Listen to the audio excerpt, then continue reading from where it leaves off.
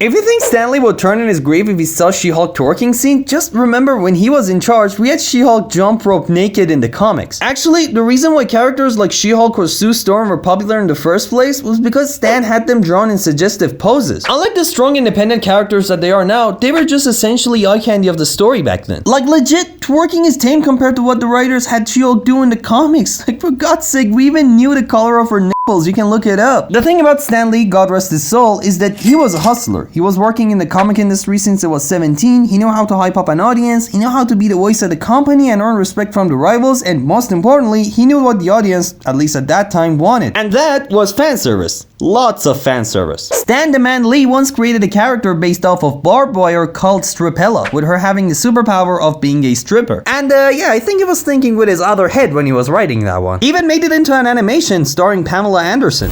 Think you can handle two of us? Stripper by night.